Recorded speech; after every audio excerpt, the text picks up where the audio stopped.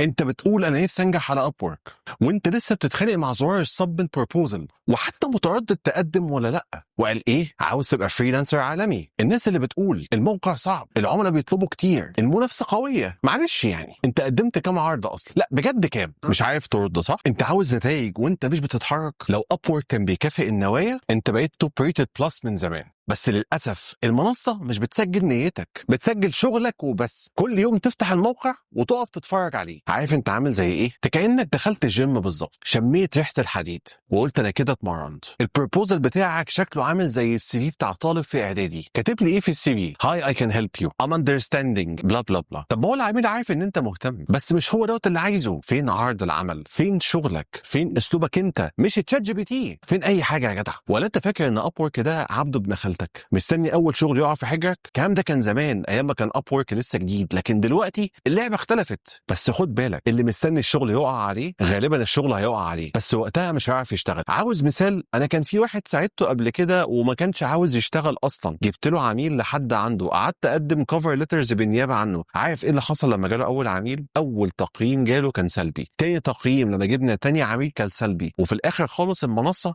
قفلت، لان هو في الاخر كان عاوز الطريق السهل، كان عاوز ان انا اقعد مكانه واقعد اقدم بالنيابه عنه، وفي الاخر خسر الاكونت بتاعه للابد. انت دايما بتلوم المنافسه، ماشي معاك، بس انت مشكلتك بتتفرج على ناس اقل منك وشغاله وبتجيب فلوس. ليه بقى؟ عشان هم قدموا بروبوزلز وانت قدمت اعذار، بتقول مش عارف ابدا منين. دي كدبه مريحه جدا بتخليك تحس ان انت ضحيه، وصدقني انا وقعت فيها قبل ما انت ما تقع فيها. لكن عاوز اقول لك الحقيقه، انت ما عندكش الكيرج او الشجاعه انك تقدم وانك تاخد التحدي بتاع ابورك او حتى اي منصه تانية. بتخاف تبعت عرض عشان ما تترفضش. بس اسمع، اللي بيخاف من الرفض عمره ما هيقرب من القبول. انت بتبني عذر كل يوم بتطمن بيه ضميرك، بس بتدفن بيه مستقبلك. هتقول لي انا معيش فلوس اقدم بيها على ابورك. طب ما انت عندك كونترا، عندك legit.com، عندك فليكس جوبز. الحاجات دي كلها ما بتحتاجش مليم واحد عشان تصرف عليهم. الكلام هنا مش على ابورك بس، الكلام هنا على الفريلانسر، او انك تاخد خطوه او اي خطوه في حياتك بشكل عام. اتحرك يا اخي، اعمل لك اي حاجه. هتفضل كده لحد امتى؟ وبيصعب عليا ان بلاقي ناس عندهم خبره ممتازه وحلوه وينطحوا اكبر اجنبي موجود في ابورك، ولكن احنا اللي دايما خايفين. انت بدل ما تبني مستقبلك بايدك، اللي انت بتعمله ده بتبني بيه مقبره لاحلامك، بس بتزينها بكلمه انا بحاول. ابورك مش باب مقفول، انت اللي مش عاوز تدق سواء عليه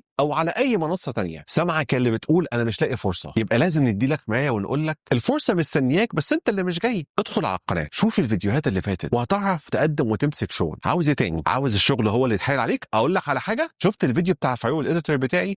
قعد ساب الاكونت بتاعه 3 سنين، وبعد كده بعد ما خد تقييم واحد مشي، يئس من المنصه رغم ان شغله حلو جدا. اول ما ظبط البروفايل بتاعه العملاء لحد النهارده هي اللي بتيجي وراه وهو مش ملاحق عليه. وعلى فكره انا بتكلم معاك وفاروق قاعد ورا الكاميرا دلوقتي، فكلامي موجه ليك وليه. لو بتكلم نفسك كل يوم وبتقول انا ممكن ابقى جامد على ابورك، يبقى تجاوبني حالا في الكومنتس. قدمت كام عرض الشهر ده؟ انا مش هرد عليك، ارقامك هي اللي هترد. والفيديو ده كان فيديو مش مهم تسمعه. سلام.